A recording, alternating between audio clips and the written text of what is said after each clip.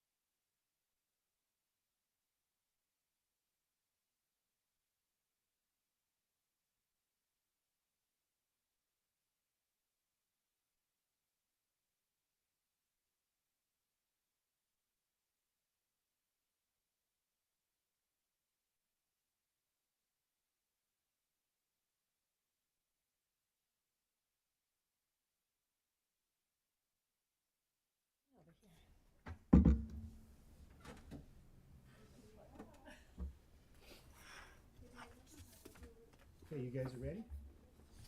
Okay, we've got 4:30. Let's go ahead and. Recording in progress. Yeah. Good. Skip, you good? All right, good deal. Except I'm gonna move. Yeah, you're way over there.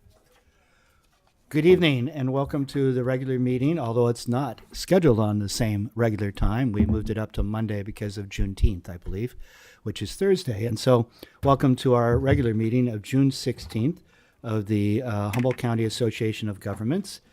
And we, in the beginning of our thing, always have this land acknowledgement. We don't read it out, but we want to acknowledge that we're here on the lands of others. And so what we will start with is a roll call, please. Supervisor Vice Chair Steve Madrone. Present, and I will note that Chair Johnson was not able to attend tonight. Thank you. Councilmember Kat Napier. Here. Mayor Kim Burgell. Here. Councilmember Skip Jorgensen. Here. Councilmember Stacy Adkins Salazar, Councilmember Robert Orr, Mayor Pro Tem Bryce Kenny, Here. PAC member Natalie Arroyo, and PAC member Tatiana Alstrand. Here. Thank you. We have a quorum. Great, thank you very much for that. And at this time, we will adjourn the HCOG board and reconvene as the Policy Advisory Committee. And with that, we will take public comment on non-agenda items. Is there anybody here in the audience that would like to speak on non-agenda items? Nope. And how about on Zoom? Not seeing any hands up. Give it a second. Okay, with that, we'll move on to our consent calendar. And these are items that are considered to be routine. With a single motion, they may be approved from the consent calendar, and if removed, will be heard separately. Does any of the board members wish to remove anything from consent? Seeing none, we'll go ahead and list those items. One is the approval of the meeting record from May 15th. The other is number B, Regional Surface Transportation Program, RSTP policy and allocations. And item C is the federal fiscal year 2025 Federal Transit Administration Section 5311 Fund and the allocation request and information on the 5311F program. And item D is funding agreement between Humboldt Transit Authority, County of Humboldt, and HCOG regarding dial-a-ride service operating and administrative cost sharing. So those are the items on consent. Is there any discussion from the board? Seeing none, we'll go ahead and entertain a motion. I move that we accept the consent calendar as written. Motion to approve by Burgell, and is there a second? Second by Skip Jorgensen. Thank you. And with that, we'll go ahead and take a roll call, or do we just do voice voting? Chair Madrone, we do need public comment on that. I'm sorry. item as Thank well. you very much, Brendan. Appreciate that. Always appreciate the help. Public comment on our consent agenda. Anybody in the room? Seeing none. Anybody online on Zoom? Seeing none there. Again, thank you, Brendan. And so with that, we'll go ahead and have a voice vote. Is that correct? Or a roll call? Wait, voice Voice vote, but vote. I didn't see who the second was. I'm sorry. The second was by Board Member Jorgensen. Okay, thank you. Yep, you bet. And so with that, we'll go ahead and have a voice vote on approving the consent calendar as a whole. All those in favor, please say aye. Aye. Aye. Any opposed? Passes unanimously. And with that, we do not have any items removed from consent, and our first action item is number 6A, to authorize the executive director to submit carbon reduction program funding allocation requests for local agency recommended projects, and I believe we have a staff report. Yes, we do, and thank you, Chair Madrone. And I just want to thank the whole board, for that matter, for being flexible in rescheduling this meeting to this evening, recognizing that Thursday is a holiday. So thanks for your patience there, and I'm happy you were able to take the time out of your Monday to make this evening work as well. So with that, the staff report item here this evening, as you noted, is to program the remainder of our carbon reduction program grant funds, essentially. So the carbon reduction program, if the board may recall from the discussion last year when this program and its allocation for our zero emission fleet transition plan came through. May I recognize that City Council person, Alex Stillman, is here, and are you filling in for the city because Stacy could not be here? No, I'm filling in actually for HCOG. Okay. I'm coming to HCOG for HCA. So because Natalie couldn't be here, Natalie can't be here today. and there's your seat right there. Excellent. So this, oh, okay, Yeah, here we go. great. Thank you. Okay. Thank you. Let it be recognized that Alex is here as the alternate. All right, please go ahead. Yeah, excellent, and thank you. So this is a federally funded program that was part of IIJA, or the Infrastructure Investment and Jobs Act. And essentially, to kind of boil down how it affects us here regionally, is there was about $1.3 million cumulatively over 5 years made available to the region to be put towards projects that ultimately help to reduce greenhouse gas emissions. So this funding came through initially in the 2022-2023 era. And with that, HCOG staff worked to develop, again, that zero emissions fleet transition plan project, which uses a portion of this funding. And the idea at that time, after that was programmed, was to reserve the remaining approximately $1 million in funding and to program that for projects that came out of that planning effort. Fast forward to late 2024, early 2025, and again, this is a federal funded program. There's a lot of uncertainty on if this money would be one of those areas that ultimately would be, taken away or deemed unnecessary at the federal government level. And with that, we had some discussions with Caltrans staff, and ultimately their recommendation, seeing where things were going in federal funding, was to to program that funding as quickly as possible, because the carbon reduction program funding, once obligated and once you have your what's called your E76 or your notice to proceed from Caltrans, that funding can no longer be taken away. It's obligated and it can be used to complete the project as proposed. So with that level of urgency in mind, staff took that back to the TAC and ultimately put out a call for projects in the spring of this year, looking for ways ultimately to do local agency projects to use the remainder of the funding that could be programmed as quickly as possible. And that culminated in a deadline to receive local agency funding requests on May 22nd of this year. And so you'll see in the staff report there are 4 proposed projects, or 4 applicants, I should say, with 5 projects, because HTA does have 2 that came forward. One was from the city of Arcata in the amount of $216,000 to fund their bike share program. One is from the city of Blue Lake to purchase a few zero-emission maintenance vehicles for their maintenance department. One is from the city of Fortuna to install vehicle charging stations at their corporation yard. And then HTA made a request under 2 projects. One is their service bay project, which is for their hydrogen bus transitions. And the other is for supplemental budget for their liquid hydrogen fueling station, which of course right now they're operating under a temporary hydrogen fueling station type regime. So with that, it's about $1.4 million in requests for about $1 million worth of funding. So this was taken to the TAC at the June 5th meeting, ultimately to receive a recommendation and to promote a discussion at the TAC level for a recommendation for which projects to fund. And I'll note pretty quickly, as part of the TAC meeting, the whole group came to consensus that the approach that they recommended putting forward was funding all of the smaller agency projects, or all of the agency projects in full, and that HTA would be the recipient of the remainder of the funding, which would go to augment the existing projects they have. I'll note that as part of that effort, staff did do a preliminary review of the projects and determined that they were eligible, or we believe that they are eligible in the program. And all of those projects are thought to have a pretty expeditious NEPA timeline, environmental compliance for the federal government, which is important because NEPA coverage is required before the funds can be obligated. So a project that had a really long NEPA compliance pathway, say you had to do an environmental impact study over several years, could significantly jeopardize actually being able to program that funding. So with that, the tax recommendation is again to fund the local agency projects in full, and that the remaining funding go to Humboldt Transit Authority.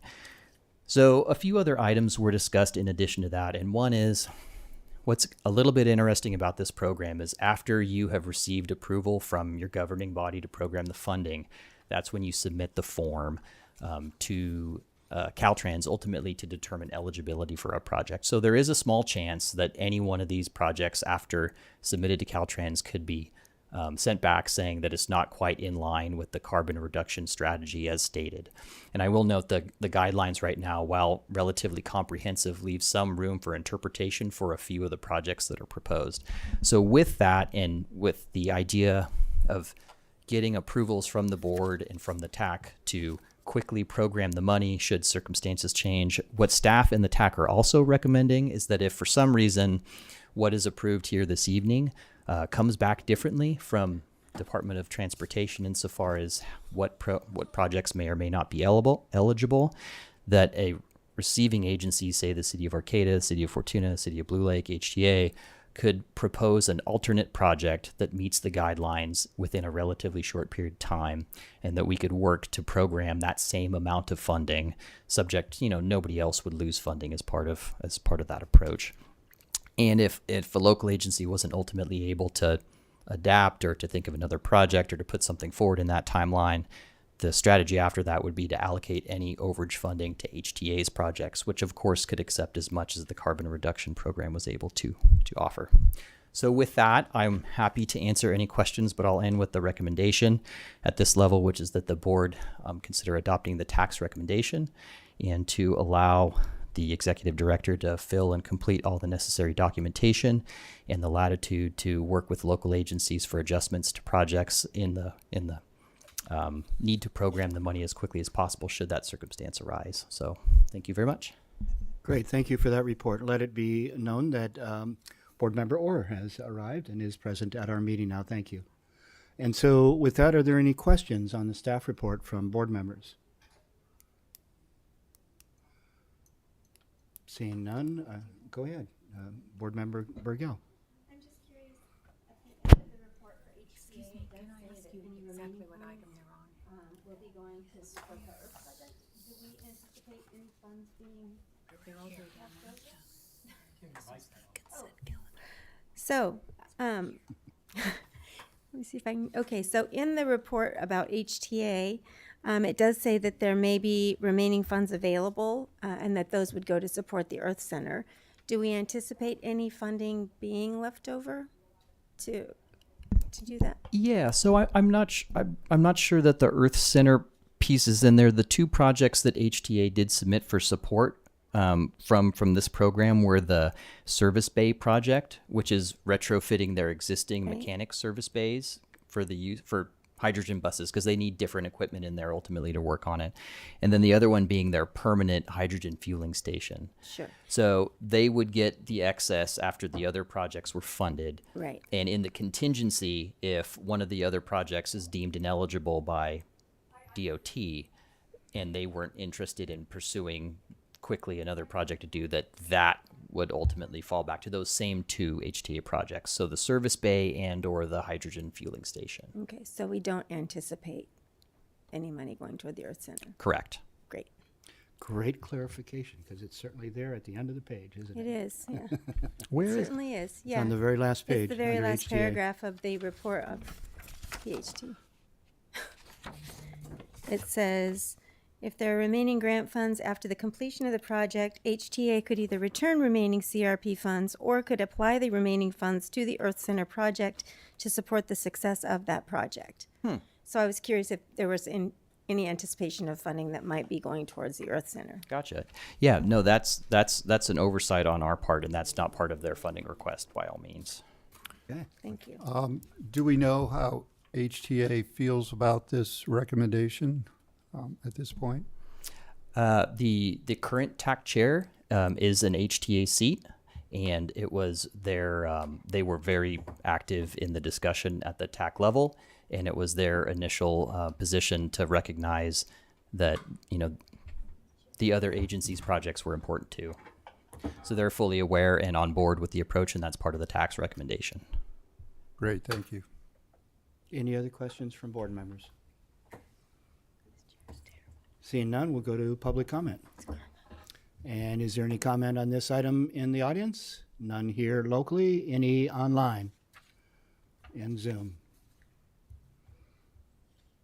Seeing no hands there as well, we'll bring it back to the board for consideration of a motion. And the motion was quite inclusive to give Brennan the room to be able to maneuver in a tight timeline, if I remember right. It had a number of little pieces, so ideally the motion would be to adopt that entire staff recommendation, but of course it's up to the board. Any motions? I move that we accept staff recommendation. Okay. Second. Okay, so we have a motion by Board Member Burgell and a second by Napier, and we'll go ahead and call a voice vote. And all those in favor, say aye. Aye. All those opposed? None. Passes unanimously. Okay. All right. So at this point, we're on item number 7, a discussion item, and that is the proposed approach to the Regional Climate Action Plan, or RCAP, Committee and Manager position for fiscal year 25-26. And again, we have a staff report. Excellent. That'll be me again. And I do want to provide one point of clarification going back to the last item about the Earth Center.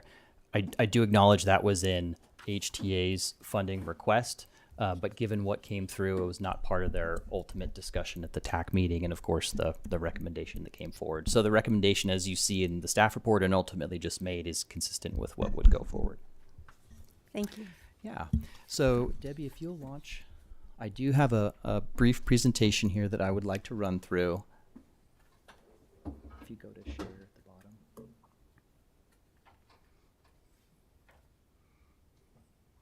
Excellent. So this is an item that that has come before the board a couple of times in 2024. Once, I believe, in September, when County Planning Director John Ford came to present on the Regional Climate Action Plan, or RCAP, and then again in December when Ms. Burks, the previous executive director at HCOG, brought forward an initial plan or framework for consideration by the HCOG board as to how the Climate Action Plan, and more specifically a Climate Program Manager position that is a regional position that works on RCAP compliance across all of our jurisdictions, could be brought into HCOG. So this is a little bit of a follow-up to that item, and with that, I wanted to start out with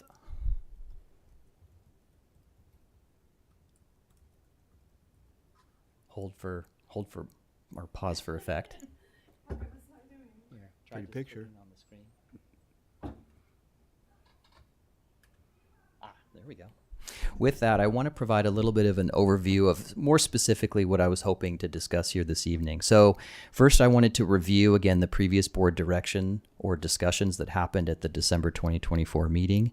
And then I would like to move into that and discuss some, let's call them additional options for the board to consider for funding the climate manager position, in addition to envisioning what the climate committee and what that board oversight model would look like. Lastly, I want to present what staff anticipates would be the next steps, depending on how, what direction staff receives from the board, and last, open it up to just open discussion and public comment and just get everybody's ideas. Of course, I would like to acknowledge that this is a discussion item, so the intent is really just to cycle through some more options and get everybody's opinion on this, and really get the board's where the board is on this item, and really help guide and direct staff as to how you envision us moving forward, working collaboratively to potentially bring this position to HCOG. So going back to December 2024, I want to do a little bit on the previous direction. So the recommendation brought forward at that time, which was concurred with by the board, would be to fund a climate program manager within the HCOG organizational chart for the first year using HCOG reserve funds. And then with that, the vision at that time for the climate committee, which is a term that is used repeatedly in the RCAP itself, would be formed by taking the HCOG board, which has all of the necessary memberships already as part of it, all 7 incorporated cities plus the county, and folding in a few more advisory members, very similar to the PAC. So the idea being that HTA is already an advisory member of our board meetings, and that membership from RCEA and HWMA, which are the 2 other JPAs of interest in the RCAP, could be brought in to ultimately form an advisory board level climate committee. And lastly, the understanding at that time, and part of the reason this process was brought forward with as much urgency and as expeditiously as it was the thought was that the RCAP would be fully adopted and ready to be implemented as early as the spring, so a couple of months' time, and also recognizing there was a transition in the executive director position. So the potential need to get a system and a framework going quickly was certainly on the minds of staff at that time. So with that, of course, I'm a new employee here, and there's just new, let's say, perspectives or opportunities or areas of interest that I think are worth exploring. And with that, I think that talking about a few additional alternatives, may be warranted. And one of the initial reasons that really jumped out at to me was I think we have more time. In discussions with county planning division staff, they're really not foreseeing the RCAP being taken through the Planning Commission and through the Board of Supervisors. Really more in the June, July, August area, and potentially into September. So right now, Director Ford with Humboldt County is thinking that it'll be more like September when the RCAP is adopted by the county and ready for implementation. And to that note, this is a multi-jurisdictional plan that's happening right now. So even when it's completed by staff, adopted by all the county boards and bodies, it's then going to go to each local agency for consideration for adoption and approval after that. So it's very likely that the plan won't be fully adopted by all of the partner agencies until the end of 2025, which isn't a ton of time, but there's certainly some time to really be thoughtful and think about all these, kind of hard little steps on the front end of bringing on a manager position as opposed to after a position is formed. So another follow-up item I wanted to touch on is funding for the position. So especially since this item was last discussed in December, there are a number of moving parts that have made it more difficult potentially to justify or to want to use HCOG reserve funds to float the position for a year. And the first one I'll note is, of course, the state budget, like many of our local budgets, is in a deficit, and they're projecting a deficit, and they're looking for areas to dial back funding commitments. And with that, grant opportunities for this type of work in the coming years may be significantly less likely to be obtained. And I know an initial part of the approach would have been to fund with reserves and then to apply aggressively for grants to continue the manager position into the future. Unfortunately, it just, a year ago, 18 months ago, that would have seemed like a pretty surefire way or a high success rate in order to be able to fund the position. Right now, we're not so certain that that's going to be a pathway that would provide a high level of certainty or success. Fold into that the federal government's, directives as it regards specifically this type of work and these types of grant programs. We don't anticipate there being many, if at all, funding programs that would be eligible through the federal government. Lastly, as it pertains to HCOG reserves, we're a little hesitant to necessarily move forward fully funding a position that is probably about 50% non-transportation related with full transportation dollars if we don't have to. And I think it's important that with that, if HCOG through this position is going to take on responsibilities in the management position or the climate program manager position that includes working in areas like building electrification and solid waste and water and wastewater and carbon sequestration, that we are receiving funding participation from those types of eligible funds, not just transportation dollars. And to go back a little bit to the state and federal budget area too, with the previous executive director, and I hope to continue it going forward, we do have a lot of grant projects that we are leading right now regionally, and a lot of them are state and federally funded and require HCOG to, I'll say, float the cost quarter to quarter before reimbursements. And right now, through our discussions with some Caltrans staff and through, honestly, staff's experience trying to work with the Federal Department of Transportation, we're not really receiving a high level of responsiveness, if anything, from the federal DOT. And I'm concerned that we're going to have to float some of those costs for projects and reimbursements longer with our federal grants. And of course, as we're floating costs, that comes from our reserves. So we're potentially going to have to exercise that reserve amount more notably in the coming years if the staffing is going to remain as low as it is, and if the responsiveness on processing the paperwork is going to be that slow. So that's from the funding area. And then lastly, as it pertains to the committee or the board structure, in really kind of reviewing and thinking about some options and looking at some, what some other agencies and other areas are doing as it comes to climate work, the RCAP is really big. Transportation is a very large component of it, but so is building electrification and energy policy. So is Senate Bill 1383, which is the solid waste and organics recycling directive from the state as well. And so is water, wastewater, and carbon sequestration issues too. So with that, we really just wanted to think about board structures that could offer more ability to bring more expertise, let's say, into the realm, into the decision making, into participating in RCAP compliance, and ultimately how can we potentially build a framework that would be more supportive for the climate manager position as well. So I want to start with the funding, a proposed alternative to the funding approach. And again, the previous one would have been to have HCOG float that cost for a year. I would like to move forward with entertaining the proposal that if we have 5 to 7 months right now before the RCAP is fully adopted, staff's current recommendation would be to have discussions with local agencies on a regional funding approach that assumes that we are unsuccessful in obtaining grant funding.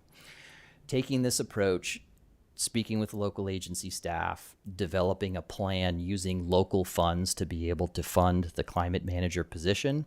And local funds not only could include local agency dollars, but it could still include contributions from JPAs like HCOG or HTA, RCEA, or HWMA.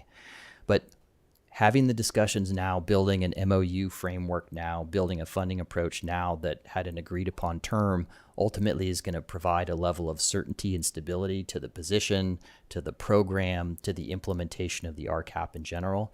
And it's also going to provide an opportunity to engage with all of our local agency partners and really understand where they're at, where their participation level is, where they're thinking as far as dedicating their own staff resources to implementation areas of the plan.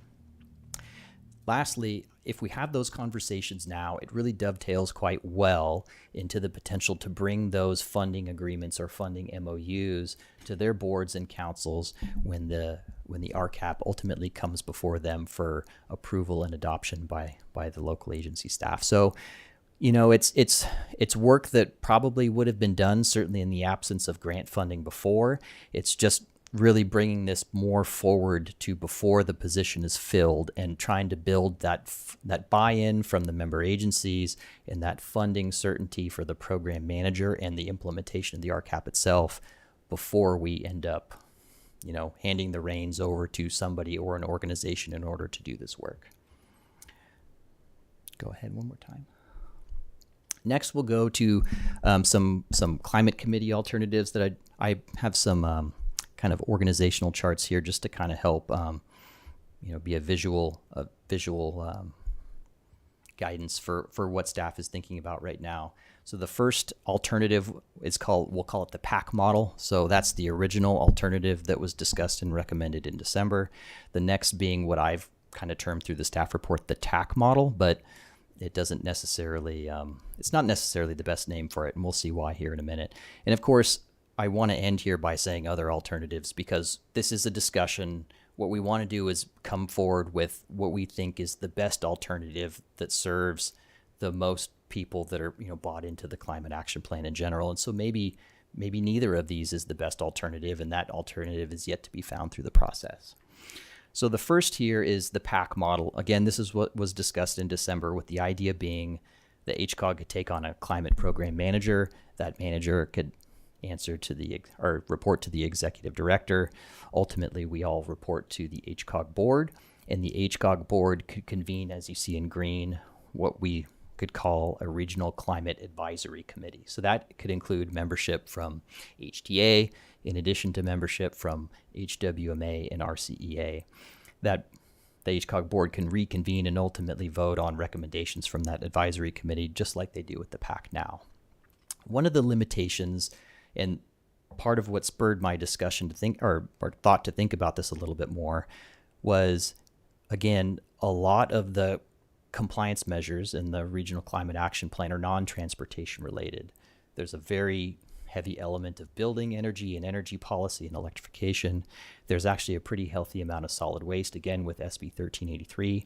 And then there's some areas that the local agencies work heavy in, like water and wastewater and carbon sequestration. So with that, the HCOG board would be asked more to serve in the area of making recommendations, for providing approvals for policy and work areas that were outside of what HCOG usually works in, which is transportation.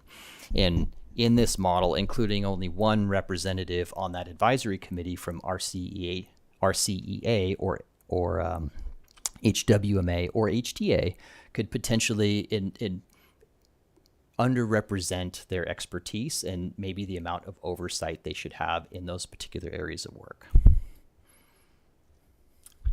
Of course, I think this was mentioned too. This model still could be, call it, expanded or augmented by having what I've shown here to the left, which is kind of a climate regional technical advisory committee. Again, this could be a staff level committee similar to HCOG's HCOG's technical advisory committee. So that could be kind of the staff level technical resource that helps provide an additional level of advisory role and oversight to the climate manager position, and also ultimately to the HCOG board. So this is the other potential framework that, through some thought internally as staff and through discussion with some local agency staff, that we've also come up with as an alternative to consider. And that's the idea that we've called the TAC model, but that's a little bit misleading because ultimately the authority, the decision making, the approvals, and ultimately ensuring compliance with the RCAP would still and would come down to the board. You know, the boards at all of our JPAs and at our member agencies are the ones that are in charge of, you know, making sure that we as staff are ultimately moving forward in the direction, you know, as approved and as deemed appropriate by the RCAP or any of the compliance areas that we're working in. So the idea under this model would be to convene a regional climate action advisory committee at the staff level, similar to the TAC. And this could function as an advisory and oversight level committee, and really kind of like a working group, I'll say, for the climate manager position. And they could help to, you know, develop a lot of the goals. If you read the RCAP, there's a lot of sentences in there like the program manager and the climate committee will work with RCEA or facilitate this or work with HWMA. And the way a lot of it reads, it kind of lends itself to thinking about it more as a working group staff level type system. That being said, under this model, I think there's a framework for which the climate program manager, which answers to the climate committee, the staff level committee, would ultimately answer to each and every one of the boards that is part of our regional JPA structure, if you will. So the climate program manager would have to present and seek approvals from the HCOG board on transportation related items, would have to seek and gain approvals from HTA on transit specific items, or, you know, HTA and the HCOG board could be somewhat blended together, I suppose, because we are in some ways. But the climate manager would also, you know, work with and seek approvals from the RCEA board in items that were pertinent to building energy or electrical policy, and similarly with the HWMA board. So the idea here again is to maybe have the climate program manager be working with and ultimately responsible to all of our JPA boards as a means to better get more representation across the board, no pun intended, from all of the, you know, specialties that these JPAs are working in, because that's how the RCAP is written. It has all these multidisciplinary areas that are really important ultimately in pushing forward the goals and objectives of the RCAP. So with that, I do just have a couple of next steps here that we would move forward with, assuming that the board ultimately wants staff to explore these in more detail. So as it pertains to funding, the next step that we would do at the staff level is to work with our local agency and JPA partner staff to identify a funding strategy for the position. Once we developed a draft funding strategy, which would include some allocation amounts or some options or what ultimately the financial impact would be to any agency or any JPA, we would bring forward a draft memorandum of understanding that could be reviewed by local agencies and by the HCOG board and ultimately taken forward for approval, which would lock in the funding mechanism, which would allow HCOG to take on the climate action manager position. With that, we could move forward with developing, we would do this before the MOU, of course, but we'd develop a job description for the manager position. We'd develop a work plan, recognizing it's a brand new position and we'd want a new employee to be able to come in and hit the ground running with that. And then ultimately we'd move towards filling the position, of course. As it comes to the climate committee or the board structure, you know, depending on the discussion here amongst the board this evening, we could move forward at the staff level with, again, working with our local agency and JPA partner staff to really refine an approach to a board slash climate committee oversight type structure. And, part of that would probably be researching what some other JPA entities, what some other regional entities are doing in this type of work area, or others, because, like everything, there's a lot of great examples out there for how we could maybe achieve or ultimately implement some sort of a joint powers authorities, so to speak. The other thing we would need to do, again, is work with legal counsel, because ultimately this would have to be brought forward with some legal framework and some agreements. So whatever we started to bring forward in a proposed fashion would need to be vetted from a legal perspective. And then lastly, with all that, we'd need to gain approval, of course, from local agencies and the HCOG board. So that is our anticipated next steps. And I'll end here with really specifically what staff at this point are looking for from the HCOG board to move forward. And that is what I call the obvious question number one, but it should be asked is, does the HCOG board still want staff to proceed with continuing to explore an RCAP position at HCOG? And if so, to continue to take what I would call a leadership role regionally in how that would look and how the funding would look and how the committee structure would look. Again, I'm assuming the answer is yes, but it just, of course, wanted to ask again what I would ask or say is the obvious question. Number two, staff would like to know if the board would like to move forward with modifying the funding approach for the position, and if so, is the board open to exploring cost share options that could include cost share from our JPAs, and maybe more specifically, is the board of the mind that if we move forward with this, that the local agencies should explore funding the entirety of that position, or is the board open to exploring having an agency like HCOG or RCEA contribute regular ongoing funding towards the position to help offset costs to the local agencies themselves? Number three, staff would like to get some input from the board on the options for the climate committee and oversight structure, and ultimately get an idea on what the board wants staff to explore and ultimately bring back. Again, this is a discussion item. All these things will come back multiple times before ultimately something is recommended and certainly approved. And then lastly, of course, should staff consider any other options in that regard or any other direction you may have to staff at this time. So with that, I'll cede the floor. I know this has been long and a lot of information, but I do appreciate your attention and your patience and look forward to the discussion as well. Great. Thank you very much for that. And I assume at some point we're going to want to put that list back up again for the board to be able to follow along. But That was my thought too. sure, Leave the list yeah, up. there's a lot here, but you've laid it out really nicely, Brendan. Thank you. And staff, Amy, thank you very much. So if I understand correctly, we're not looking for any final decisions tonight. What you're looking for is direction from this board in regards to the discussion elements you've put forward and the various options that includes. So at this point, I'd like to ask the board if there are any clarifying questions on what we're doing tonight and what was presented. And then I want to go out to public comment and then hear from the public and then come back for discussion by the board and ultimately some direction. Does that sound about right?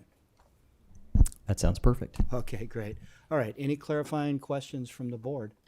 Yes. Well, I guess relative to question number one, my first thought is just on a hypothetical level, and I wasn't on the COG when this all got going last year or whatever it was, but is there a viable option? I mean, what would happen if HCOG just stepped back and said, well, we're not going to take a leadership role in this? Would it then fall to the county to figure out how to move that plan forward, or?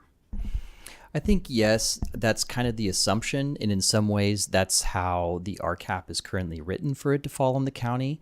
I think that there's certainly some drawbacks to that. And HCOG, by all means, is certainly a logical place, as logical as any, to house that position and to house that compliance area. But, the two options outside of that would be to have somebody else, some other agency or some other JPA take that leadership role, or for local agencies collectively to decide that they were going to take on that compliance work themselves. So those would be the options outside of HCOG, again, taking the lead in that area. Okay. And as far as, like, for example, cities, taking a share of the cost to fund the position, would they essentially be then giving back some of the transportation monies that we receive through HCOG? Or would that be like general fund expenditure? You know, the individual budgeting decisions would need to be brought forward by the local agency doing the funding. What I will say is it's likely that the types of transportation funds that they receive right now have certain restrictions on them. You know, just thinking about things like LTF or other funding sources that come through HCOG to local agencies. There's certain ones that they wouldn't be able to touch, of course, or things like enterprise fund for water and sewer. So I guess I won't say answer your question because I don't 100% know. It's probably very likely that something like general fund or something that is fully unrestricted is what a local agency would have to identify in order to be able to move forward with that cost share. You can't think of any transportation funds that could just be given back to help fund the position.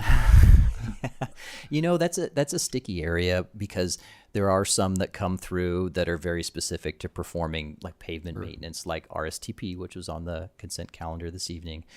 There is LTF funding, which comes through, and so long as you go through the motions, there are some eligible uses that could be put forward in there. The one thing I will note from a local agency perspective is the LTF and TDA in general as a funding source is not increasing at the same rate as inflation across all the areas in which it's spent, which is construction and staffing costs and transit costs and things like that. So local agencies aren't universally anymore readily able to repurpose LTF funding for any other thing at this point. That's what we're seeing anyway in working with our partners. And I will say, outside of my role here as the executive director, that's what I experienced in my final time as a public works director of a local agency. Okay. Well, it certainly seems like you picked a good time to step back and sort of reevaluate the landscape that's ahead of us here. So I'm glad we're having the discussion. Yeah, and the other thing I would like to note is, you know, a lot of this discussion is not new. These are items that the board discussed in some level of detail or were presented by Director Burks at that time. But the idea really was these are some things we could explore once we get up and moving. And I think maybe more so the change in approach is less that this is all novel and it has been outside of the realm of discussions as it has developed to this point, but just that we have them now and not after we have a position online, after we have a plan approved. I think there's time for us to work together and to ultimately come to agreements on how we're going to do this before we get something online and worked through. So Great. Thanks for those clarifying questions. Those were quite timely. Anybody else on the board that has any clarifying questions? Yes. I just have a couple. When considering this, I think that the point that you made was a good one when you spoke about wastewater, waste management, those types of things that are really not in our purview. So I hear that. And I'm curious about, so the clarification would be, would this be something, say HCOG did not take this, would this be something then that we would be creating perhaps a new JPA with a member from HCOG, or HWMA and all the things? Is that kind of the direction you're discussing here or considering? No, I think if I was at staff level and at discussions with local agency staff, the thing we all are kind of recognizing is that the RCAP is almost this playing field that includes participations from a bunch of boards or agencies or JPAs that already exist, right? We have a lot of transportation related nexus that we do here at HCOG. RCA has a lot of overlap with their energy policy, HWMA, the local agencies, so on and so forth. So I think the idea here is, could we find a way, an elegant way, where HCOG could house the position and receive the funding from local agencies and ultimately be the staff level implementer, but then to use our other JPAs and boards as the oversight structure across the entirety of the RCAP, if that makes sense. And rather than trying to build the board approval structure within one H, within one JPA, such as HCOG, that we could use like a collective of multiple boards or an agreement among multiple boards to say, hey, if the RCAP manager is working in an area that is about microgrids, that's an approval structure that would be more likely to go through the RCEA board. Or if the climate manager was working on a grant for zero emission fleet transition, that's a great approval area for the HCOG board to take on. So again, the idea being, how do we leverage more of our JPA and board partnerships where there's more staff and more expertise working in all of these other areas that are pertinent to the RCAP too? Because again, all the transportation could be considered the biggest of all the areas of the RCAP.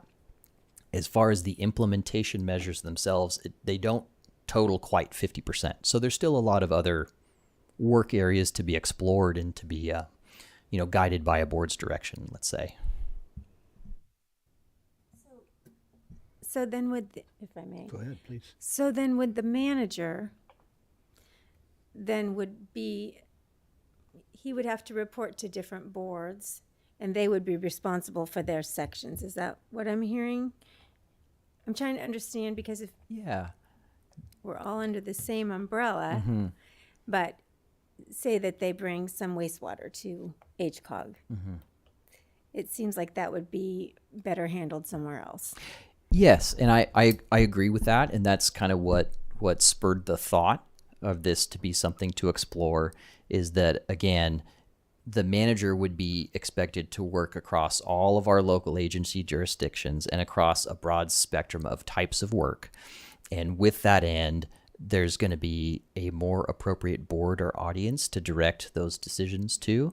And if there was a way to collectively designate various boards that worked across multiple disciplines that would have oversight ability for portions of the RCAP, and therefore the climate manager would report to, ultimately certain boards or certain areas to get, again, seek approvals for a contract or, reporting in a certain area or moving forward a zoning ordinance in a certain area of legislation or regulation. That may be a more appropriate fit. And then again, that way, we wouldn't be asking for just a single voting member from a board to participate in the HCOG board meetings as an advisory member, when again, maybe we only have one RCEA representative in here for an item that is entirely energy policy. So similarly then, potentially, I'm just trying to suss this Yeah. out, it could work similar to, for instance, the planning commission and the different commissions that we have in our agencies. Each commission either, agrees or doesn't agree, and then that comes back and we look at that when we're looking at an item. So is that kind of more the direction you're thinking? I'm just Something I don't like want to get that. in the weeds. I'm just No, totally. But the to weeds are where we need to get, Trying to quite understand, frankly, yeah. because it is big and it is daunting in some ways, and it's very multidisciplinary. And I think the important thing is, so the climate action plan itself references, again, a climate committee. And the climate committee realistically is just some body that works to, develop and focus implementation of the goals of the RCAP. That committee could be a staff level thing that ultimately has oversight from all these various boards, and we could figure out how to structure that relationship if there's a hierarchy, or if it's, kind of a flat organizational structure, and how all of the boards sit relative to each other insofar as approvals. There's a lot of detail that would have to be worked out in that. And again, getting the thoughts or the direction of the board at this time would be helpful, because then we can start to really explore what some of those options are. And even the two scenarios that were brought forward for consideration here in this PowerPoint, it's not necessarily a certainty that we could do that, or that makes sense, or that's what everybody's going to want in the end, but it'll help kind of guide the approach that we ultimately collectively develop and bring back for a recommendation at one time. But again, my initial thought with this, staff's initial thought with this is, how do we develop a technical level advisory committee that can provide as much of a peer working group and support to the manager position, which is also going to get more participation, regular participation from all the local agencies who, quite frankly, are the ones implementing the RCAP and are subject to the requirements of the RCAP. That's not HCOG, that's not RCEA, that's not HTA. Those are the local agencies.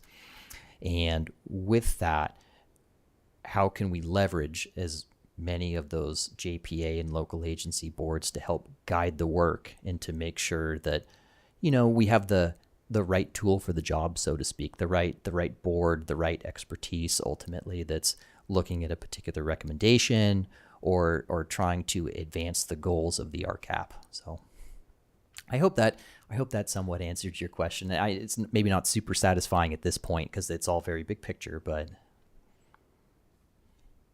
Great. Thank you.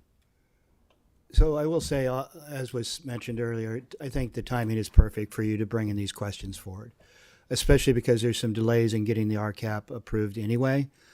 We've got the time. And so if we don't have the buy-in of all of our member agencies, I don't know how we're going to implement the plan, right? And so the more buy-in there is up front in the structure and how it's going to work, number one, we're sharing the cost of doing it, but it also speaks strongly towards participation in implementing it, which ultimately is going to come down to coming up with as many incentives as possible to accomplish, meeting these goals rather than just regulatory hammers, right? So the more positive financial incentives there are brought forward to the various cities, the county, and everything else, the more likely we're going to implement a whole lot of this plan. And so there's a lot of work to do in that arena, frankly. And some of that's been embedded in the plan at our board. I know we spoke to that quite a bit. So timing, I think, is perfect. Wastewater and water, LAFCO, I mean, that's a whole nother entity that represents all the various communities, and that's their purview, really, is what's going on with their municipal service reviews and where are we heading with those things, and how do those things fit into climate adaptation and other kinds of things. Is it consolidation or is it staying, rural? I don't know, but LAFCO is definitely embedded in that topic, that area of discussion as well. So with that, if there are no further, I want to ask if any of the PAC members want to also provide any input. One of the things I was thinking about with your discussion is that possibly this should be almost like a TAC committee, and that all the JPAs that we all belong to, someone in their staff would be designated to be part of it. We're in the city of Arcata, we're involved in climate change. We're looking at what we can do and how we can change things. I'm assuming that many of your cities are doing exactly the same thing that we are, or are wanting to, and maybe you aren't wherever. But I was also thinking about the Air Quality Control Board, and if they would have any space within this to be a part of it. I do serve on that, so that's one of the reasons I'm bringing it up as the city representative. And it does have 3 counties involved.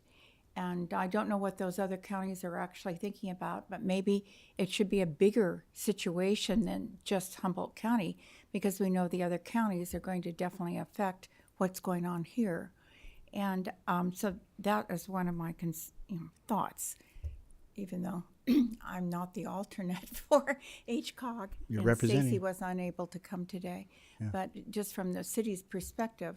And I also think about that maybe there is a way that the cities, I have no idea thinking about this budgetarily, but maybe the cities can all figure out how to kick something in to the system, and so it doesn't all come out of the HCOG funding.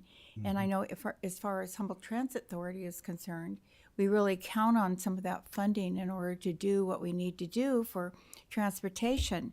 And I think that HTA is making a big dent in the system.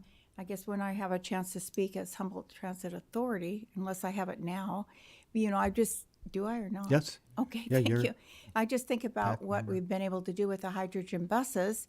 We know we're going to have 125,000 less polluting into the air.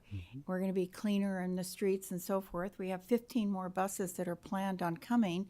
And so the funding for the hydrogen station is really important because right now it's temporary, but it's working. And they took the hydrogen bus and they really stressed it out to see what it would be able to accomplish or not accomplish. So they loaded it with all these barrels of water and they put heaters on it. The driver and Peter Lehman, who is part of the whole SHOTS lab and part of this whole hydrogen bus system, said it was so hot in there they could hardly stand it, but they wanted to push it as hard as they could to see what would happen if they went up to Willow Creek, if they went down to Ukiah, how would it perform? So it was not supposed to perform at the level it is. It's actually getting 425 miles where they expected it to be around 380 something or other. So it's really going to perform much better, and we're looking forward to that going into the North Transit, you know, the new bus system that'll be connecting Reading, going down to Mendocino, Sonoma, San Francisco eventually. Because right now we do run down to Ukiah, and that costs you about $3 or $2 or $3 to ride the bus down there at the moment. So I feel like we've made a lot of progress, and they worked really hard on these hydrogen buses to make sure they're going to function well. They went back and checked them out a number of times with the company that's producing them. So I think, well, that's where we sort of stand on that. And I think that's going to really help with the whole climate change that we're talking about, and that it's one of the aspects. And that's why it's important for us to be able to get the funding, you call it the local transportation funds, because HTA uses them really well. And we're going to be, we're taking, as you know, we're taking on Dollar Ride. And that we were working on that as a component, but now we brought it in-house, and so we hope it will be able to, we're hiring drivers for it, and we hope it'll be more efficient since we've been operating a certain part of it, but not the whole show. Great. And I think we have a really good staff for HTA. They're doing clever work, good work, Great. working really hard to make things work. Well, you've accomplished two goals. You've given us input on this agenda item, and you've also given us an update on HTA as well. We appreciate that. Yeah, I was hoping that I didn't know. That's okay. That's okay. It fit fine. I will say I really appreciate you bringing up the Air Quality Resources Control Board. We're getting ready to cut the ribbon on the Bay Trail. Everybody can see the pavings going down. The last section is happening this week. And that project started with a Air Quality Resources Control Board grant 33 years ago, when I and Jen Rice identified a grant from the Air Quality Board that said, do you have any ideas on how to reduce emissions? And we said, yeah, a trail around the bay. And we put together 7 alternatives for that trail that then eventually led to many more studies, and now here we have a completion of a trail 33 years later, right? That's what it takes, as we all know in our jobs. It's not something that happens overnight. But yeah, they're an important player as well, because emissions is a big part of climate, and carbon sequestration is one of those tools that helps with air emissions and sequestration and all these other things. So all of these are important. So thanks for bringing that up, Alex. Appreciate it. Yeah. Okay. So please. On that same note, I wondered if maybe Caltrans had a place in the committee as well, our climate branch. I know that these details could be figured out later, but just wanted to make sure that was brought up. Yeah, good point. Thank you. You guys do transportation? Well, if I can, you're Caltrans, I know, but if I can just say this, Caltrans has put together a different committee now, and they've been coming to the HTA meetings, and they're really interested in the kind of providing transportation that will help out the climate, et cetera. Absolutely. And so we usually always have 1 or maybe 2 people from Caltrans now. That's great. And Saskia Burnett is one of our representatives, or one of your representatives from Caltrans, has been coming on a regular basis to HTA, and she's a planner. That's great. Thank you for that. Thank you. Any final clarifying questions before we go to public comment? If I Yes, may please, just Brandon. jump in to expand on Yeah. the comment from our PAC members as well. I think one of the areas in which, if again, we very well recognize that the board oversight and the board membership is going to be there in one way, shape, or form. So do we consolidate it in the HCOG sphere, so to speak, or do we try to find ways to leverage more boards? That's really some of the discussion I'm trying to spur in that area. As it pertains to convening a technical advisory committee, if you will, as it is more a staff level position, that committee and how that interacts on the staff level with the program manager is a perfect setting to include Caltrans agency staff, to include tribal representation, to include HTA, RCEA, HWMA, all the various entities and agencies that have staff working in that area and that have, we'll say, skin in the game, so to speak, as it pertains to climate change and RCAP implementation. Great. Thank you for that, Brandon. And that is essentially your model number one that you presented, or the first. It's number 2, I think. But I would say in either scenario, staff's recommendation would be to have a technical level committee, whether the board decisions ended up only in the HCOG board or whether we found a way to include more boards or more JPAs that the climate manager would ultimately answer to or to provide recommendations for. That technical committee could exist in either. Okay. Okay, so let's go to public comment, and then we're going to come back and have you pull up a couple of those slides that help us get back to the options as well as the questions that were being asked of us. So at this point, public comment, please. Welcome. Good afternoon. My name is Melody Meyer, and I'm a member of ROCKR, which is the Redwood Coalition on Climate and Environmental Responsibility. My comment is about the committee structure discussion. ROCKR respectfully asks that the PAC support the original vision of establishing the board-level decision-making climate committee, or the PAC model, as staff has discussed. Taking a leadership role in regional climate action would be a really great step for HCOG, and it marks a substantial shift in its responsibilities. And so given the importance of this role, we believe it's essential that climate policy and strategy directly come from HCOG's board, with active participation from a lot of the agencies that have been referenced, like RCEA, HTA, and the Waste Management Agency. A board level committee would continue to benefit from staff recommendations and expertise, but it would also ensure that elected and appointed leaders are directly involved in shaping HCOG's climate initiatives. I think fracturing that decision making to other agencies under one of the models that staff presented would result in the loss of this bigger picture that the RCAP is trying to accomplish and the larger goals in implementing RCAP.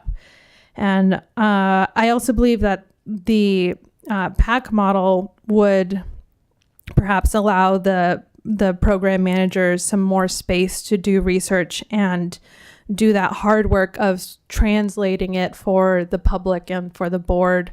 And I don't want any of that to be lost in whatever structure is ultimately decided on. But yes, thank you for your consideration and for all your work on this. Thank you. Thank you for your comments. And we'll go to Zoom, being nobody else here in the room. Anybody on Zoom that would like to make public comment on this agenda item?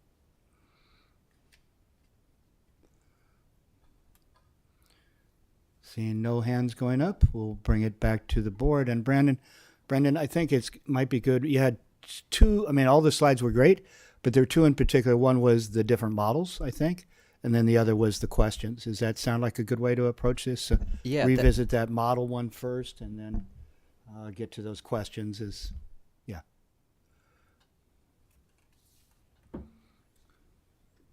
Some sort of a logical approach to what is a very big question. Baby steps. Yeah. Yep. gotta lay it out. Yeah, we'll bring those right up, and that sounds great.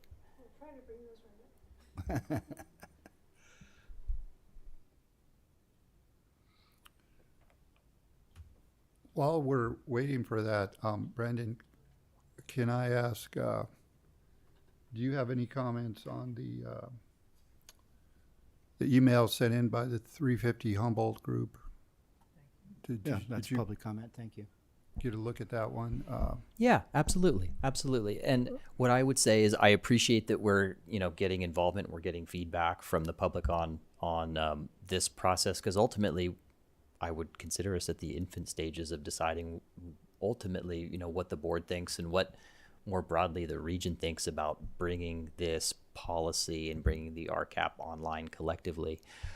What I will say as a clarifying point is, again, I think in some ways calling it a board level committee or a staff level committee, some of those things could be somewhat misleading, because I think there is a board component and a staff component in any way that we choose to approach this. There's going to be a staff level manager. I think there absolutely needs to be technical level representation from every local agency, from other partnering agencies, as we've discussed, in addition to the JPAs. Really, in my mind, the question comes down to is how broad do we want that board governance to be? Or when I say we, how does the HCOG board, how does the region and all their boards and committees, how do they want that implementation to look? And that reporting and ultimately, the accountability structure to look, I should say. So I appreciate their comments. I will say there was a second one that was provided by 360 Humboldt, which had provided a recommendation that included kind of what seemed to be kind of a joint powers authority, which I think in some ways is consistent with the option 2, where we find ways to bring more of that other JPA membership into voting membership, as opposed to an advisory board level membership, ultimately leaving the climate area with the HCOG board. And also recognizing if the HCOG board was to take fully the role as the voting member for all climate-related policy, we received a public comment a minute ago where, the acknowledgement that would be a pretty big shift overall in one of the major responsibilities that the HCOG board would be asked to do. And by no means is that right, wrong, or otherwise, just that would be doing that would result in kind of a paradigm shift as to what we would call the charge or business as usual as HCOG. So not that that's in any way a bad thing. It's just something that needs to be considered and not taken lightly in how we move forward with, making these decisions. So is it fair to say that whatever we do here tonight is not set in stone? That there's going to be a lot of research being done by staff along with member agencies, as listed there, but also all our participating cities and other jurisdictions. And out of that, we'll suss out what we think are the elements of how to move forward. And that could very well, even though we might say, yeah, we like this model here tonight, you go into that process and you work with all the agencies, and we might very well end up at the other place. So I just want to be clear. I mean, we're not setting anything in stone tonight here per se, but we're trying to give you direction so you're not spinning your wheels, so you know where this board is feeling about this overall effort. Yeah, I mean, consider this a temperature check. Yeah. We're really, we want to understand and to really start asking some of those tough questions, because you know how it goes sometimes when you sit down with an initial idea and, we say, oh, this sounds great, but then the next morning you show up and you start to put everything into little pieces as to how you'd approach it or how you'd figure it out. And there's a lot of questions that arise with that. So I think this is a tremendous opportunity to, in a higher level of detail, kick off the discussion, which ultimately is going to be helpful as we continue to engage with all of our local agency partners and JPAs, of which there are many. And, to your point, Chair Madrone, this is going to continue to come back. I will also note, of course, there's two, key members of this board that aren't here today as part of that discussion. And, I think everybody would like to have them ultimately participate as this shapes forward too. So staff's vision is this is going to come back, but this provides some initial thoughts from the board on what you see as an idea to explore maybe more than the other, or to help guide it, recognizing that, like I said, we may have 5, 6, 7 months to get this done, which is just enough time, I think, to do it correctly and to go through all the motions and really be thorough before we kind of jump in. Yeah. But it's not so much time that we really want to be spinning our wheels or maybe bringing forward recommendations, that the board could have provided some alternate direction on early in the process. So, Well, I do think it weighs heavily your introductory comments earlier about the state budget, the federal budgets, the clawbacks, the fact that this initial position would come out of our reserve account when really only 50% of all this is transportation. So there's a lot of reasons there to want to engage our member agencies and figure out how do we do this together right now, not later. So I really appreciate you taking a step back and asking these questions, staff, and thinking this through. So we've had public comment, and here's one of the charts, and the other one is the TAC model, I believe. Is that correct? correct. Yeah. So this is the PAC model, again, where the advisory committee would live here in this room, so to speak, and include some additional membership. Yeah. Okay. And then go to the TAC model, please.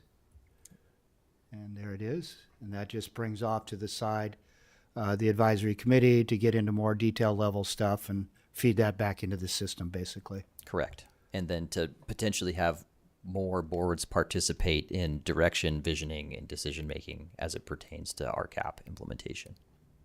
And do you want this board to kind of tell you how we feel about these two models, or go to those questions as a way to answer where you need to want to go? You know, I think that the one of the questions, you know, speaks specifically to this, and I think even if the board, you know, an answer that is very is very okay, so to speak, to come out of this discussion is, well, we just need more information and ultimately to make an informed decision on this. And if that's the direction of the area, that's fine too. You know, ultimately what we want to do is just bring forward some options and have some discussions, because the last thing we want to do is necessarily focus on one and miss an opportunity to really think it through in a thorough way. So, we could absolutely keep on here, or I'm happy to answer any questions, that the board may have as it pertains to these two. But, just general direction to say, explore them all, or explore if there was a one versus the other, or any other ideas, that would be fine too. Again, I just really want to be very open in this process. I want to be inclusive and collaborative with all of you as board members, with the public, with the member agencies, again, who are ultimately the ones signing on to the implementation measures and carrying those through. I think it's important that everybody has a seat at the table and into how that looks. So Thank you. Board Member Kenny, I think you. Yeah. Well, would this model be analogous to what we have now with our TAC committee, and then where the board convenes as the PAC, and then we recommend things to ourselves to adopt? Would that be essentially what this chart shows, or would it be the first chart, or does it make a difference? that would be the first chart. The first chart, where basically all recommendations and work was worked out on the staff level or in the technical advisory committee level, if you will. But then as it comes to approvals and adoptions and really directioning, that would all fall on this board and any inclusive membership that was brought forward in another advisory committee, a board level advisory committee. So the board would make the final decision. Correct. I mean, at least that's kind of how it's envisioned, and that's why it's called the PAC model, because of course the PAC is the advisory committee to the HCOG board itself. Doesn't the board make the final decision in either model? Yes, the HCOG board would make the final decision in either model. The difference in this being that there may be the potential to, depending on the area of expertise that the climate program manager was working in, take that to the approving body that is appropriate for the type of work being completed. Gotcha. Great. Okay. Well, I guess for my part, I feel, I support the idea of holding off on committing our reserves to the first year salary for the position and seeing if we can explore another option that allows the position to exist and structure the funding in a way that preserves more of our reserve funds. So in a way, that gets us to question number one on that list, if I remember correctly, if we might want to go to that. But I appreciate you bringing that point up of, are we willing to commit our reserves or not? And just a quick straw poll of the board, how do people feel about holding back on that as compared to where we were at earlier this year where we were going to commit that? Does the board feel good about holding back on that reserve approach at this time? Mr. Jorgensen, please. Well, that was 200,000 set aside. And at the time, we had an unrestricted reserve of 600, and now it's 650. Is it anticipated that a budget of 200 would cover the position for a year? I know there may not be an answer to that, but it's a question I've been thinking about. The money was set aside. I'd like to see it stay there. Mm-hmm. Until we make a final decision. Yeah, good point. So not spend it now, but keep it in that position in case we are ready to move forward. Yeah. Okay. In to that note, to make sure everybody is aware as well, so that is actually, that 200,000 is part of the approved overall work program and budget that will come active on July 1st. So even having these discussions, that original contingency absolutely exists. The budget is there, and we could move forward if there was, a compelling reason, be it timeline or anything else, to make that happen in a short term. And to answer your other question, we are confident that 200,000 would fund the position for a full year, the fully burdened rate for a position. I'm pretty confident with that, and yeah. Great. Thank you for for the that. comment. So to move us along, if that's okay with everybody, we're all on the same page here, so to speak. With these questions, the first one was, you can read it all there yourselves, but continue exploring RCAP work and taking some form of a leadership role in this. I thought if we just do a straw poll kind of a vote on each of these, then somebody could craft a motion to support whatever it is it looks like the board wants to do, if that works. So on the first question, does anybody have a problem with HCOG staff continuing to explore this? Seeing no. I think that would be appropriate. Yeah. To keep exploring. Yeah, I think it's better than the county, frankly. But hey, we'll be a big player, so You would be in a position to know, I guess. theoretically. Okay, number two, modify the position funding approach, which is we're leaving the money on the table, as Board Member Jorgensen said, but we want to explore funding options like with the other partners and or other things. We know grants aren't going to, the money at the state and the feds are not really a big likely, but sitting down with our partners and figuring this out a little better, right? That's what that is, trying to look at that. Anybody in opposition Well, to that? I guess the situation I'd be anxious to avoid would be spending the $200,000 and then come to find out that there's no money to continue it. So I would think that a program like this in the first full year would be a lot of getting things rolling and up to speed and then have it suddenly cut off would be like, we'd be Silly. thinking, well, I wish you would have held on to that $200,000 then. But no way of knowing, if that would happen, but that's the caution I'm expressing. And I think when the board approved the 200,000, the expectation was reasonable that the grant funding would be there to continue it. Not so much now. Yeah. So, Well put. Okay. Any opposition to number 2? Seeing none. Number 3, what climate committee or oversight structure does the board want to explore? And that was sort of back to those 2 options, wasn't it? Right. And does anybody have any strong feelings about one of those options or another at this point? More information? I have Okay. some, I believe to be simple questions which would help me. My time on our council, state or county representative, the county planner came to our meeting and gave a presentation. I believe they did here too. Mm-hmm. What agency told us to develop an RCAP?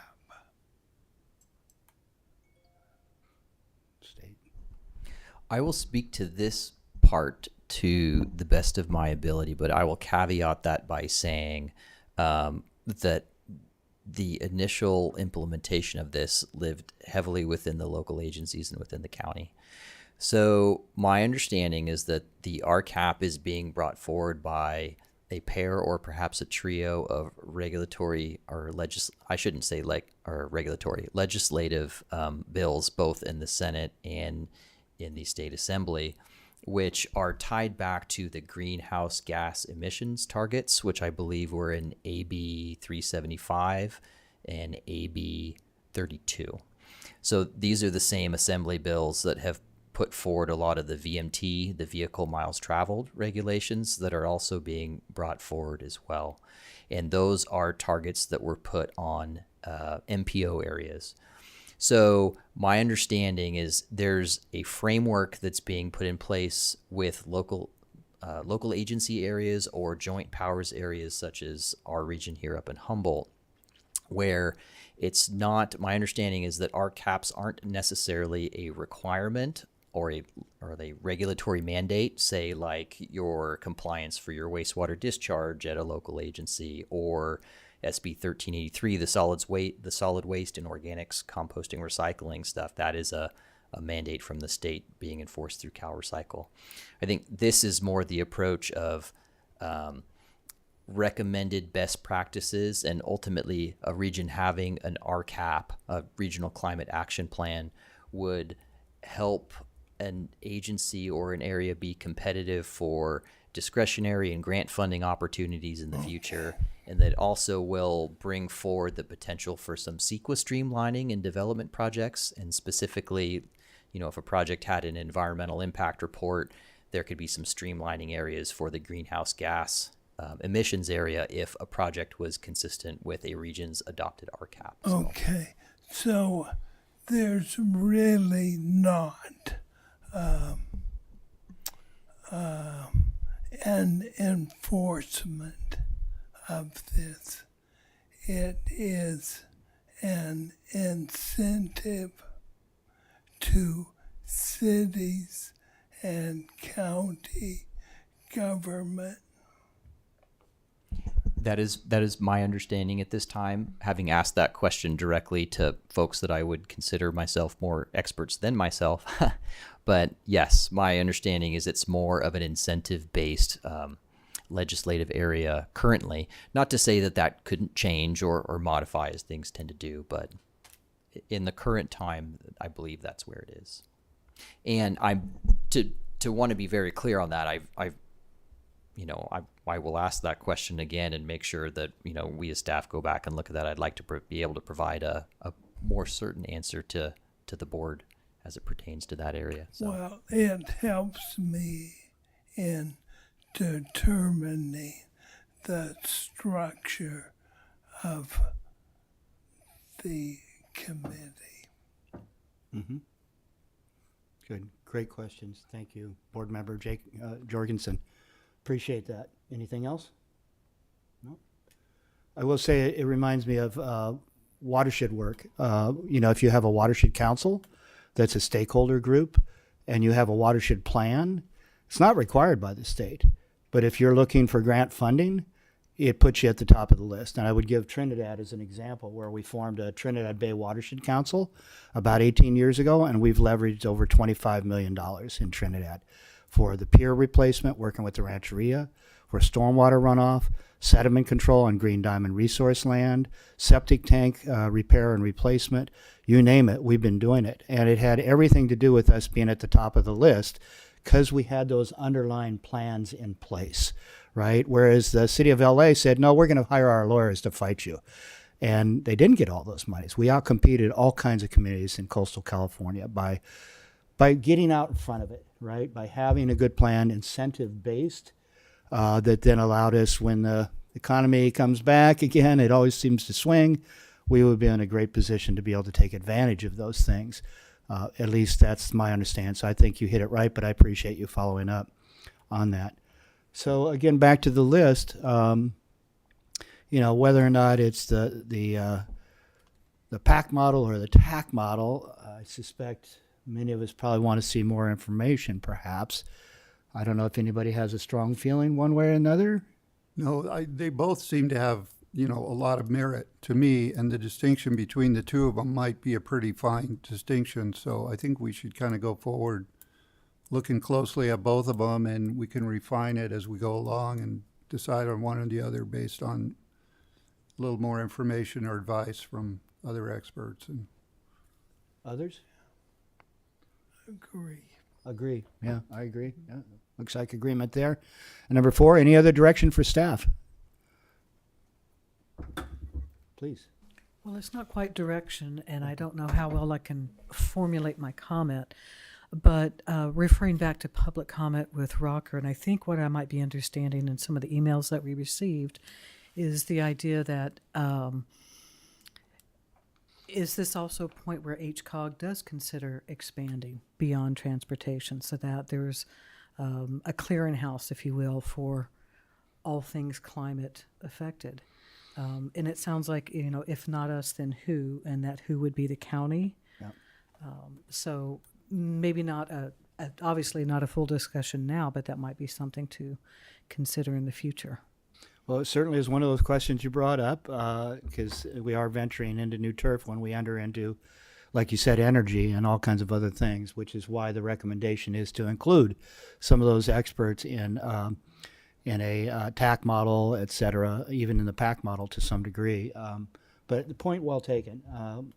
We're at a lot of pretty important junctures as a society, I would say, frankly speaking. And so I doubt this is the last time we'll be discussing these things. So, but thank you for that comment. I have a question more out of curiosity, and the answer might not be available in this room, but I noticed that in the 350 Humboldt example, Sonoma County had a special legislation passed that allowed them to do the kind of committee that they have down there, and that was in 2009.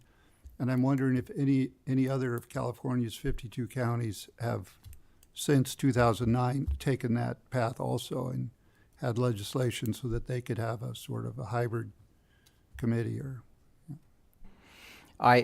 my sense is there's got to be other examples, and even if they're not strictly climate related, there's subjects of regional importance all over the place that have probably caused boards, collective boards, regional entities to be creative in how they put together an advisory body or ultimately an approving body. So I think in either event, the direction I'm at least feeling from the board at this point is, right now we don't know enough to to pick one or the other. So let's explore all sorts of options and, maybe see their pros and cons, see how they could function, and really understand that a little bit more, including talking to our local agency partners and really just maybe honing in a couple of more developed recommendations that could be considered at a later date. Okay. Including a query of local areas in the example that was brought forward by our 360 Humboldt email that we 350. received earlier today. 350, sorry. That's okay. That sounds good. Great. Thank you for that additional comment then. So it seems like we're at that point where we said yes on number 1, continue to look at a leadership role. I think it was yes on number 2, which was, I'm sorry, can you pull those back up? Thank you. Should we examine the funding structure? Yes, examine the funding structure, right? Is that Yeah, that would be Number 2. explore a collective regional local agency funding participation Right. structure, Right. while keeping, of course, the budgeted money in place and in play if and when we change course. And then number 3 was, well, we're not quite sure about which model. We'd like to see more information developed. And number 4 was, look at other models like Sonoma County and others that are, as you mentioned, you're going to be looking at all kinds of other information and stuff. So with that, is there any more discussion from this board on this agenda item? Would somebody like to take a shot at a motion? Don't need one. Yep, it's a discussion. There you go. Perfect. You've gotten the Discussion feedback only. that you needed? Absolutely, and I really do appreciate the discussion and the thoroughness of it, and it's very much what I was hoping for. So Great. thank you. Well, your staff report was very helpful. Absolutely, absolutely. Thank you both for that. Okay, with that, we're going to reconvene the HCOG board, and by motion, we will reconvene the board and approve the PAC recommendations, which there were none, I guess. So we're just reconvening the board. Is that correct? By motion? There was an action item for the carbon reduction program. There was. That's correct. Thank you very much for that. All right, so can we have a motion to reconvene as the HCOG board? So move. And does that include approving the PAC recommendations? Yes.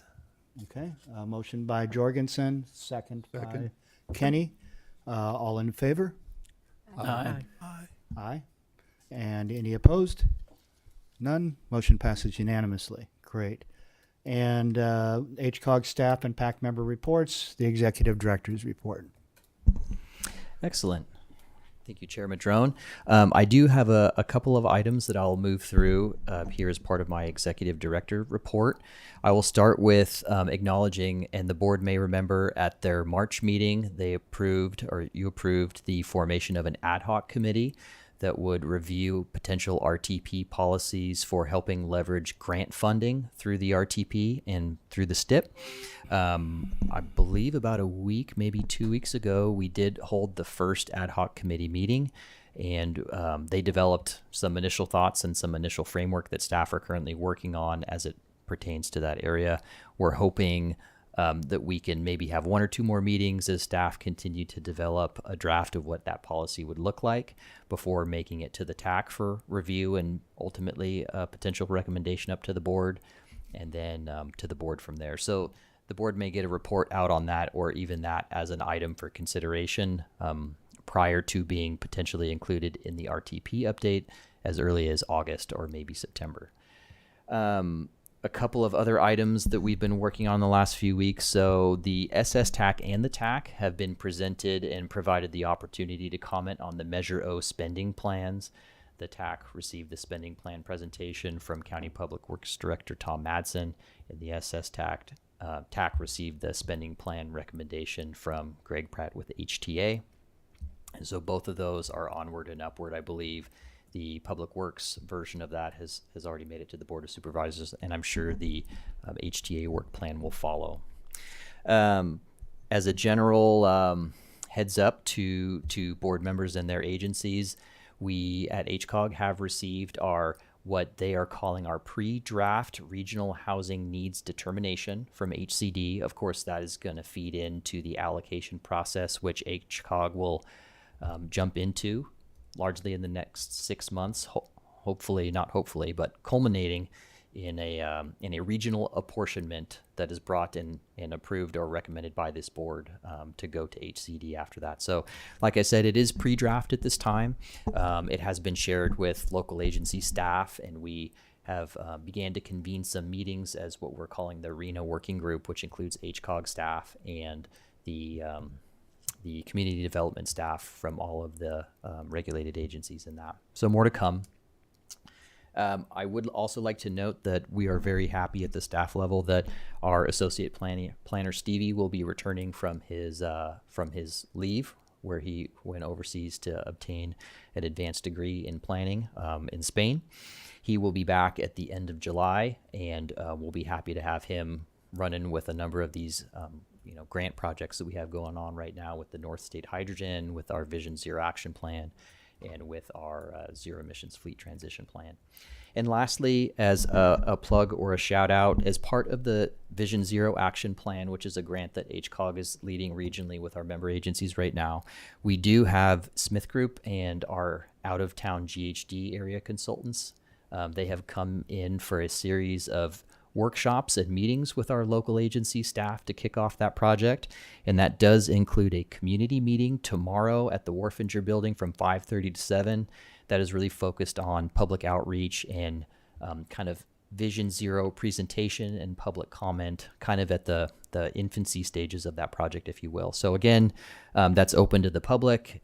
By all means, everybody is welcome to come and really get on the ground floor and provide some comment on our Vision Zero plan that we're putting forward. And that's 5:30 to 7:30 tomorrow, Tuesday, the 16th of June at the Wharfinger building here in Eureka. And that, of course, is not the only opportunity. It just happens to be the first opportunity. 17th. I was reading the date on my computer. Yeah. Thank you. Any questions on the executive director's report? Seeing none, Caltrans reports. A few updates. The Ferndale Access Project will be completing the project initiation document before the end of this month. We'll have a public meeting that's scheduled for July 22nd at the Ferndale City Hall. The 2025 10-year plan projects, our asset management team is beginning the project nomination process for the next cycle of Caltrans SHOP projects. There are opportunities to provide project feedback and become involved. Our team presented to the TAC members this month and shared a survey that's now live. We plan to come back to the August meeting at this group and report on the survey input and future projects for the Humboldt County, or projects for Humboldt County that are proposed for the last 5 years of the 10-year plan. Hydesville pedestrian enhancements. We're planning an in-person open house in July for an HM4 pedestrian safety improvement project. The project looks at the use of a rectangular rapid flashing beacon, among other features, for State Route 36 near Hydesville. The Eureka Slough Bridges, there'll be a virtual public meeting sometime in July to talk about the proposed Eureka Slough Bridge replacement project. We're finalizing that date soon, and there'll be more information on our website. And we anticipate award announcements this Friday, June 20th, for the 25-26 Sustainable Transportation Planning Grant Program. So we're waiting to hear announcement for HCOG's Lolita Safe Routes to School and Connectivity to Tribal Lands Grant. And if applications are unsuccessful, we encourage agencies to work with us and reapply next cycle, which will happen this fall. And last, the June Caltrans milestone report, I think, was recently shared with our current list of projects. So if there's any questions, feel free to let me know. Thanks. Great, thank you very much. And last but not least, PAC and board member reports. And do you have any additional HTA PAC member reports beyond what you shared already? Well, I probably mentioned almost everything, I think. I just think it's really interesting how we're able to, with HTA and the planning process, to think about putting together a new system, which would be called North State Express Route. And I think that's going to be valuable for individuals, and being able to connect up with Greg Pratt has been working on this, and how to connect up with every other county down the road, so that you can get to the SMART train and you can continue on. So this is something that he's been working on for quite some time, and our first connection is to Ukiah, of course, to Mendocino. And I think this is something we will look forward to as it becomes better and better. We are getting comments from over on the east side of our county about well, how can't we get involved in this? We're out of Reading and we want to work on all these connections of other bus systems along the way so that you don't have to wait an hour for it to come when you're coming from Reading and going, well, wherever you're going, Arcata, Eureka, wherever you might be. So that's some of the things. It's going to take a while to put all that together. But I think it's exciting to be able to think about it because, we have bus systems that don't want to be here, like we don't have Greyhound anymore. They're gone. And what Amtrak would like to do is not be here either. They would like us to be able to provide everyone that wants to go south to take them to Ukiah. And then in Ukiah, they pick up the Amtrak bus. So there is all these obstacles or people not wanting to do things anymore and trying to figure out how we can actually accommodate people living in this county and living north of us or east of us and make sure that there is transportation available. Great, thank you. So do you have any questions for me that I might be able to answer? Okay, any questions for? Okay. Well, thank you. I would say it's nice to see all of you. Yeah. Some of you haven't seen in years. Some of you I don't know at all. So thank you. I do serve as the mayor of the city of Arcata also, and I am the vice chair of HTA. And so thank you. And I'm sorry Stacy was unable to come tonight. I'm sure she would have enjoyed this conversation, and I will tell her as much as I can about what happened. So thank you. Great, thank you very much for being here. Any board member with anything to report? Seeing nothing, I believe we are adjourned. Thank you, everybody. Thank you.